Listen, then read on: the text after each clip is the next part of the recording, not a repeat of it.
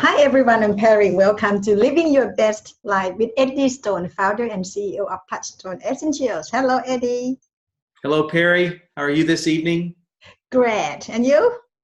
I'm doing fantastic. It's been a great day. I guess for you, it's your morning, so Yeah. I'll wish you a great day yet to come. Yeah, for now, we have bright weather in the morning and then afternoon cloudy or might be rain sometimes. Uh-huh. Well, a little rain can be okay. My area is in a little bit of a drought, so we need some of your rain. Uh-huh. Okay. So today, what are we going to bring to our audience, Eddie, to share with them? Yeah, in fact, I'm going to talk about a subject for those that are familiar with our company and our website. I'm going to talk about a subject. We published a blog today, a blog article that we've been working on about obesogens. And obesogens are a class of chemicals. They're man-made chemicals. I call them forever chemicals because they're never going away in our lifetime. And today what we published was a really in-depth piece about the impact that obesogens have as a toxin on weight gain. Mm-hmm. And essentially the situation is this, for a lot of people, they do things the right way. They really pay attention to what they eat. They're conscious of not getting too many sweets and, a balance of the fats and things like that, limited amounts of fast food. They exercise, right? And I mean, some people can just have this incredible amount of discipline, yet no matter what they do, they can't really lose weight. They might lose a little, but they gain it back, and they lose a little, but they gain it back. And, what we're discovering more and more is the world we live in is so toxic. I may have shared this with our listeners before, but there's some 80,000 toxins out there that are just sort of part of modern living, right? Whether it's for industrial use or manufacturing the smartphones that we all have or whatever it happens to be. And these toxins really play a role in controlling weight. Now, it's not the only factor, but for some people, it's that key issue that gets in the way of them getting to a healthy weight that they're looking for. And this is an increasing problem, right? If you just consider globally just how toxins, manufacturing goods, services, just this global economy means these problems have a global scale to them. So it's concerning. And one of the things I've found over time, I mean, this is what I've been doing for a living for a long time, is you'll meet really nice people that just beat themselves up because they can't get a handle on their weight, even though they're trying really hard, doing a lot of right things. And so you thought we would examine this issue for people, give them some clues and some ideas, maybe help them feel a little bit better about the challenges that they face. I'm a big believer that if I can identify what my challenge is, I'll be better able to deal with it or manage it. And so that's really what's led to this discussion. Mm-hmm. Okay, so let's go. Let's start. Eddie is very interesting. Eddie, if I may ask you this question first. Yeah. From my experience, I think like if people can eat less meat, that they can control weight better than eat a lot of meat, Yeah, I think that can be true because meats, depending upon how it was prepared, right? Was it fried? Was it breaded and fried? I mean, there's all these sort of factors. Meats can be this really high concentration of saturated fats. Now, not all saturated fat is bad, but it can be really a high concentration of calories. So just to kind of give you an example, if you think of a gram of sugar, you're talking about essentially 4 calories.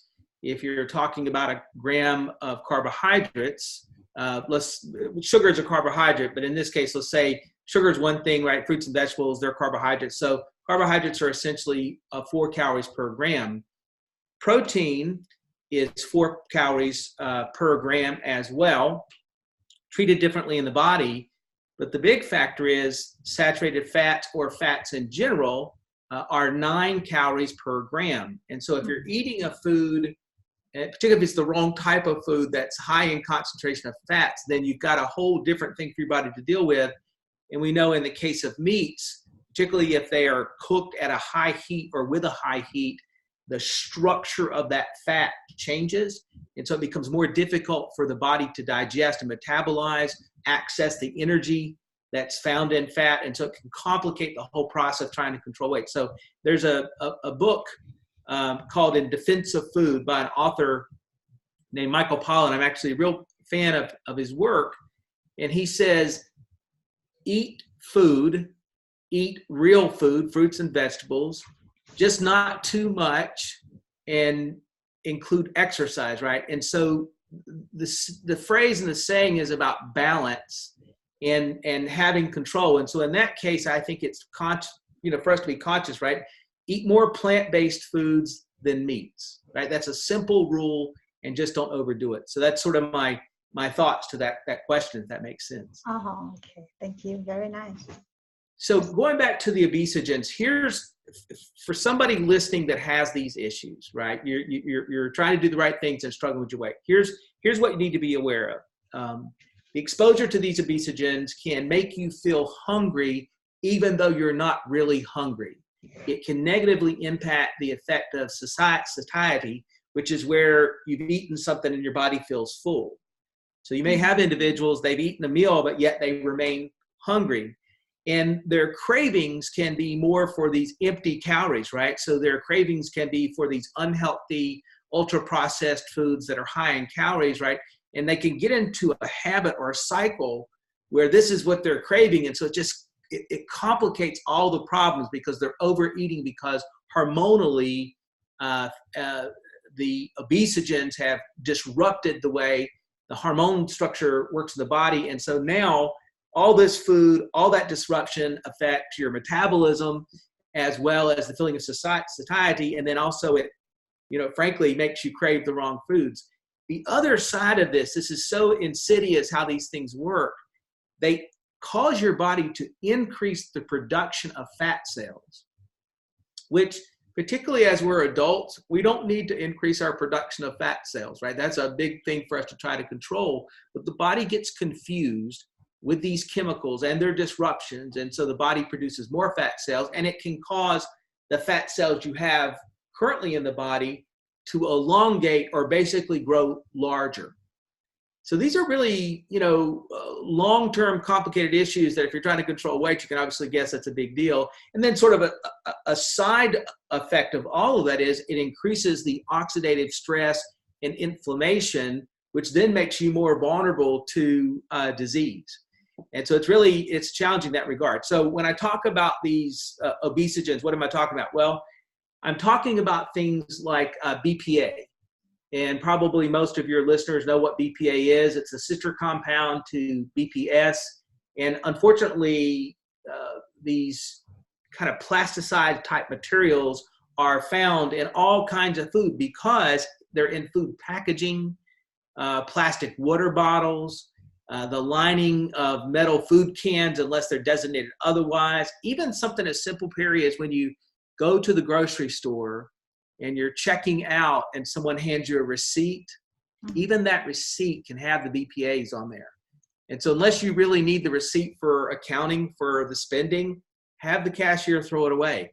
You really just don't want that in your hand. And even food storage containers. So one of the things I tell people all the time is whenever you can, buy things in glass, utilize stainless steel at home, avoid aluminum-based cookware, use stainless steel. You want to avoid things that are Teflon coated because unwittingly, you can kind of increase your exposure just because of the way things work in your house. Now, the other key one here, and there's several of these, are the phthalates. Phthalates are also obesogens. Now, phthalates, we've actually mentioned this on the show before. Phthalates are the chemical compound that makes vinyl, for example, or plastic flexible. And phthalates are widely used throughout consumer goods. So, for example, cosmetics, personal care products, even personal care products for children, not just adults. Plastic toys are notorious. And just think about the kids chewing on the plastic toys. It's almost like thinking about kids back in the day chewing on lead-based paint chips around window seals, right?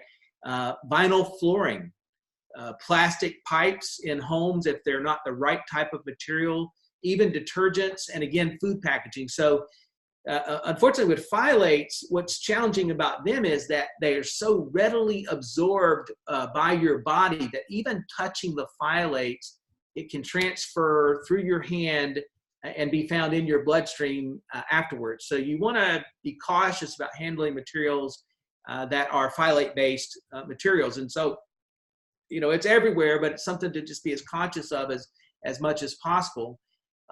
Obesogens are also flame retardant materials. And so, you know, this is one of those really paradoxical things, right, where we use flame retardant substances to help out with mattresses and furnitures and things like this. But unfortunately, that upholstery in your home, the furniture, the carpet, mattresses, all these things, they're coated with these obesogens in the form of flame retardant materials that can also, in addition to disrupting your metabolism and making it difficult to lose weight, can also have been found to have an impact at the same as a carcinogen on the body. So there's a connection between exposure and even cancer in this regard. And the sort of the difficult thing about the flame retardant materials that over time, let's say you're getting on an airplane, almost every surface in an airplane, including the upholstery, is treated with flame retardant material. Think of all those passengers that sit on those seats over time.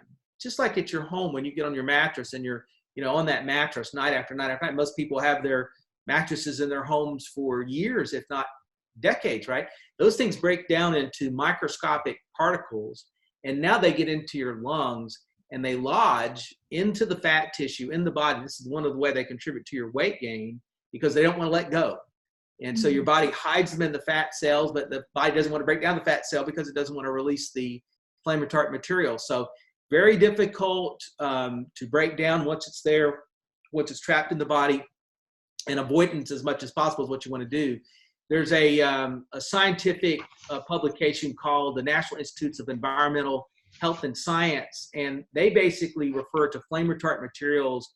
It's a forever chemical, right? It's really not going anywhere, linked to hormonal disruption in addition to weight gain and disruption of metabolism, but also cancer and even issues with your immune system, and unfortunately abnormal fetal development for mothers.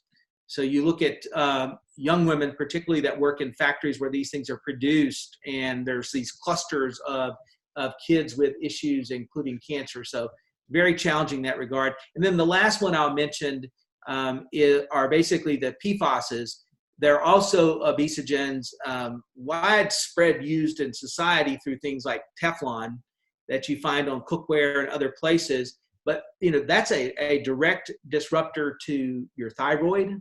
So once your thyroid disruption takes place, it's difficult with weight, can lead to insulin resistance. We know that insulin resistance then causes your body to not manage blood glucose effectively. You then produce excess amounts of insulin, which makes it difficult on your body, and over time increases weight gain and can make you more vulnerable to developing type 2 diabetes.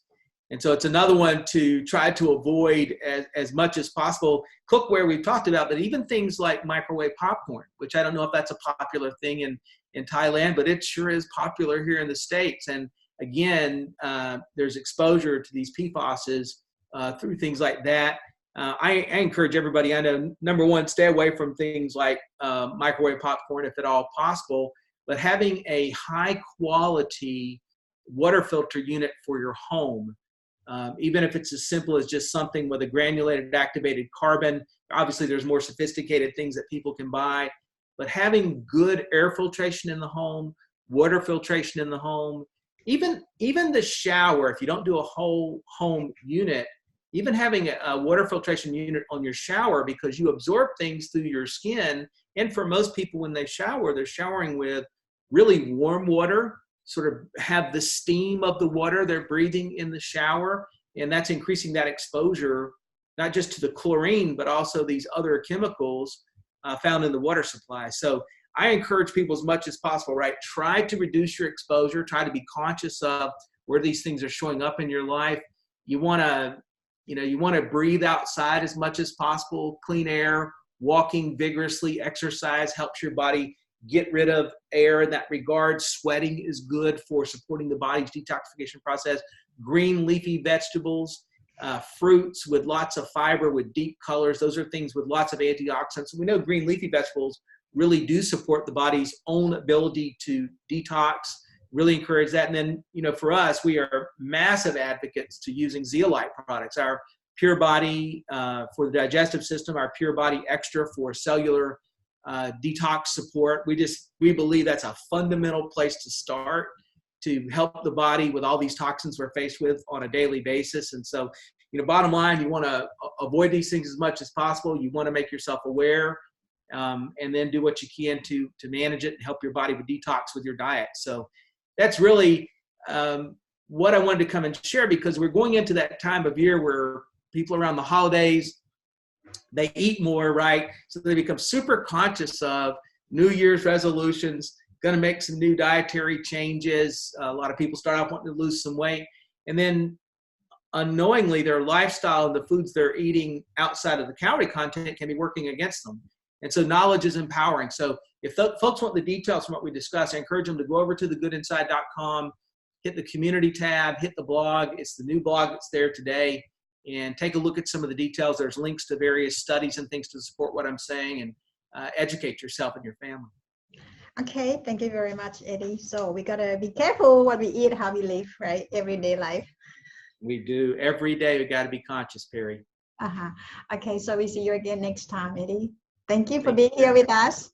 You got it. Good to see you. Bye-bye. Okay, bye.